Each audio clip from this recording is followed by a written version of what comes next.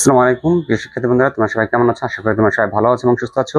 যেহেতু পরীক্ষার সামনে, আশা করি পড়ালেখার মধ্য দিয়ে যাচ্ছ। যেহেতু পড়ালেখা ছাড়া আমাদের কোনো বিকল্প নেই। ছাত্র জীবনে হচ্ছিল কি, এরকম একটা কথা বলা থেকে সংস্কৃত ভাষায় যে ছাত্র নং অধ্যয়ন তপস্যাং।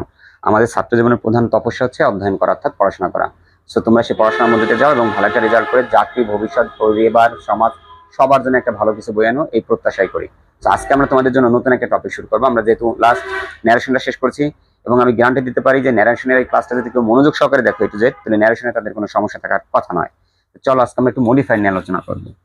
তো মডিফায়ারটা কি আসলে দেখো। মডিফায়ার, মডিফাই আমরা জানি যে মডিফাই করো, জিনিসটাকে একটু মডিফাই করে দাও, মানে মডিফাই করে একটু বিশেষায়িত করে। এটা খারাপ হতে পারে, ভালো হতে পারে, কিন্তু মডিফায়ার ছিল যে বিশেষায়িত করে, যে বিশেষায়িত করে বা বিশেষণকারী। তাহলে যে শব্দটা আর একটা শব্দকে বিশেষায়িত করে তাকে মডিফায়ার করে বলে। আমরা বলতে পারি যে ওয়ার্ড, হেড ওয়ার্ড, মূল শব্দ আর কি। হেড ওয়ার্ড মানে মূল শব্দ। হেড ওয়ার্ডের আগে বা পরে বসে ওই হেড ওয়ার্ড সম্পর্কে অতিরিক্ত তথ্য দেয় তাকে মডিফায়ার বলে। তাকে কি বলে? মডিফায়ার বলে। খুব ইম্পর্টেন্ট, মনোযোগ দিয়ে শোনো। যে ওয়ার্ডটা একটা মূল শব্দ, একটা মূল শব্দ হবে, তার আগে এবং পরে দুই জায়গায় বসতে পারে, বসে ওই সম্পর্কে অতিরিক্ত তথ্য দিবে, তাকে হেড ওয়ার্ড বলে। আমরা একটা উদাহরণ দিই, ভালো একটা মজার একটা উদাহরণ শুনি। আমরা একটা মেয়েকে, একটা মেয়ে বিউটিফুল, ভেরি বিউটিফুল, সে খুব সুন্দর। যখন সে রাস্তা দিয়ে যাবে স্বাভাবিকভাবে সে একটা মেয়ে, কিন্তু যখন এই মেয়েকে একটা সুন্দর শাড়ি, গহনা ইত্যাদি পরাইয়া তাকে একেবারে তোমার হচ্ছিল, যেটা আমরা বলি সাজানো হয়, কোন একটা ব্রাইড রুম যেটা বলে আমরা, বা বরের সামনে নেওয়া হয়, তখন কিন্তু সে কনে হয়ে যায়, তখন আর মেয়ে হয় না। ওই যে কনে সাজতে তার যে অতিরিক্ত অর্নামেন্টস, শাড়ি, সুন্দর পোশাক, সজ্জিতকরণ করা, এই সাজানো গুজানো জিনিসগুলো হচ্ছে মডিফায়ার। তাহলে ওই যে মেয়েটা, ওই মেয়েটা হলো হেডওয়ার্ড, ওই মেয়েটা হচ্ছে headward.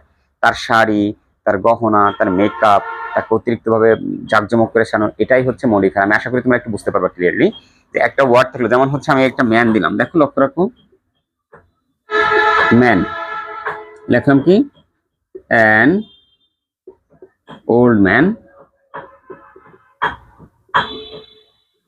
Father of Rana is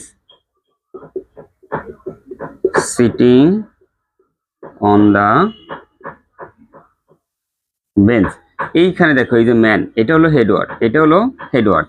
এই যে এর আগে অ্যান আসছে, ওল্ড আসছে, ফাদার অফ রানা আসছে, এই যে অতিরিক্ত তথ্য, একজন বৃদ্ধ বা রানার বাবা, এই যে একজন বৃদ্ধ আর রানার বাবা, এই দুইটাকে, এই ম্যানটাকে নির্দেশ করছে। তাহলে একজন বৃদ্ধ মানুষ, রানার বাবা, তিনি একটা বেঞ্চের পর বসে আছে। তাহলে এটাও একটা মডিফায়ার, এটা একটা মডিফায়ার, এটাও একটা মডিফায়ার। তাহলে এই যে মেইন ওয়ার্ডটার আগে যেটা বসবে সেটাও মডিফায়ার, পরে যেটা বসবে সেটাও মডিফায়ার। তাহলে আশা করি যে তোমাদের এই বিষয়টা অন্তত ধারণা হওয়া উচিত যে মডিফায়ারটাকে আগে এটা চেনো। আজকের এই ক্লাস থেকে তোমরা মডিফায়ারটা সম্পর্কে জেনে নাও, যেন বিশেষায়িতকারী যে কি করে, অন্য একটা ওয়ার্ডের পরে আগে বসে ওকে অতিরিক্ত তথ্য দিবি, সেটাই হচ্ছে মডিফায়ার।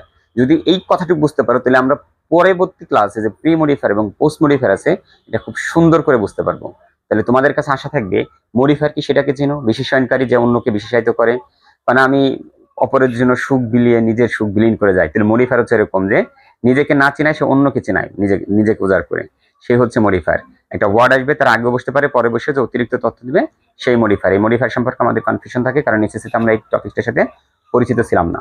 তো আজকে আশা করি তোমরা এই সিম্পল একটা ক্লাস থেকে এই মডিফায়ার সম্পর্কে একটা ভালো ধারণা পেয়েছো। পরবর্তী ক্লাসে আমরা প্রি মডিফায়ার এবং পোস্ট মডিফায়ার কি কি হিসেবে কাজ করে সেই ক্লাসটা নেব, যদি তোমাদের মনোযোগ থাকে। আমি আশা করি তোমরা এই ক্লাসগুলো মনোযোগ সহকারে দেখবা। আশা করি তোমরা আরো ভালো কিছু ক্লাস পাবে এবং পরীক্ষায় ভালো একটা নাম্বার পাবা। আজকে এই পর্যন্ত, সবাই ভালো থেকো, সুস্থ থেকো, আল্লাহ হাফেজ।